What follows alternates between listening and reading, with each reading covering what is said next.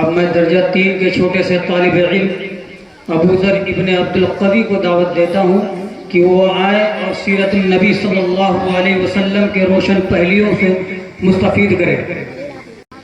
السلام علیکم ورحمۃ اللہ وبرکاتہ۔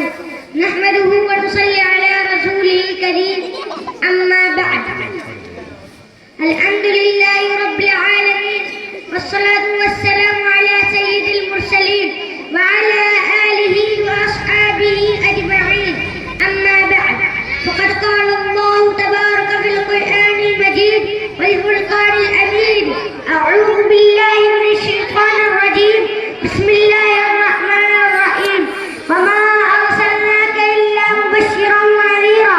میں اس متبرک اور پرامن بدمشمع رسالت کی ضیاء حیات کو روشن کرنے کی جسارت کر رہا ہوں۔ میری یہ بشارت نہیں کہ ماہ رسالت صلی اللہ علیہ وسلم کے اسوہ حسنہ پر لب کشائی کر سکے، لیکن آپ جیسے عظیم المرتبہ شخصیات کو روبرو سیرت النبی صلی اللہ علیہ وسلم کو موضوع گفتگو بناتا ہوں تاکہ خود کی اصلاح ہو جائے۔ کسی اردو شاعر نے کہا ہے: قلم میرا اقاصر زباں میری عاجز، محمد کی علمت بتاؤں میں کیسے۔ قلم میرا اقاصر زباں میری عاجز، محمد کی علمت بتاؤں میں کیسے۔ ہے محبوب رب امام الرسل، وہ فضائل مکمل سناؤں میں کیسے۔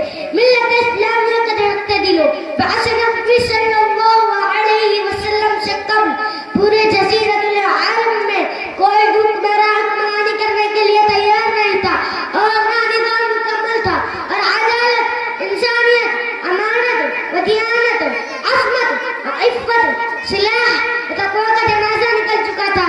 شرافت و عزت کی کلیاں مرجھا چکی تھی۔ نفرت، ظلمت، عداوت کا دور دورہ تھا۔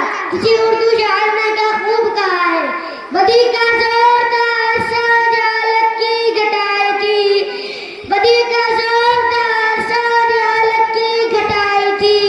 فساد و ظلم کی چاروں طرف پھیلی ہوائیں تھی۔ ذرا سی بات پر چل جاتی تھی تلوار آپس میں، تو پھر جنگ آتی ہی نہ تھی دو چار کے بس میں۔ اگر لڑکی کی پیدائش کا گھر میں ذکر سن لیتے تو اس معصوم کو زندہ زمین میں دفن کر دیتے۔ غرض جو بھی برائی تھی سب ان میں ہی پائی جاتی تھی، نہ تھی شرمایا آنکھوں اور گھر میں بے حیائی تھی۔ مگر اللہ نے جب ان پر اپنا رحم فرمایا تو عبداللہ کے گھر میں خدا کا لاڈلا آیا۔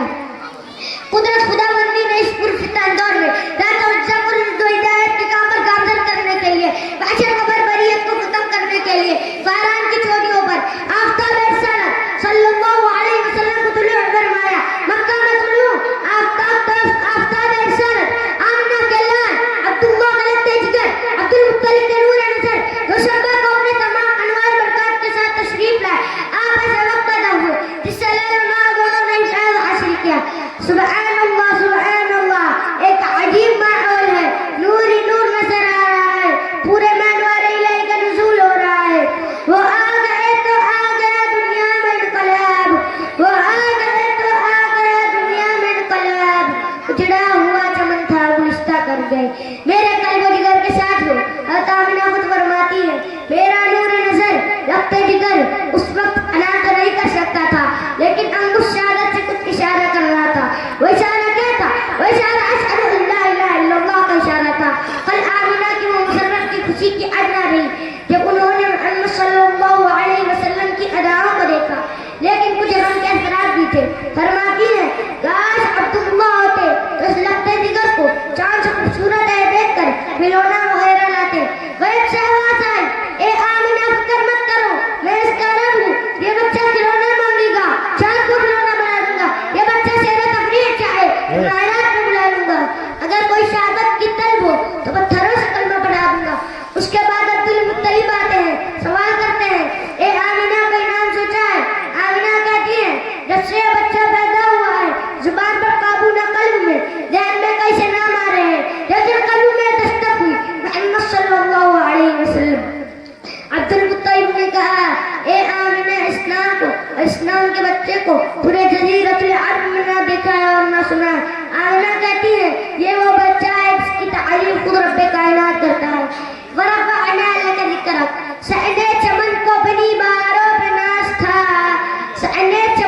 اپنی باروں پہ ناز تھا، وہ آ گئے تو ساری باروں پہ چھا گئے، رکھا میرے نبی نے جب دنیا میں قدم، پتھر بھی کلمہ پڑھ کر مسلمان ہو گئے۔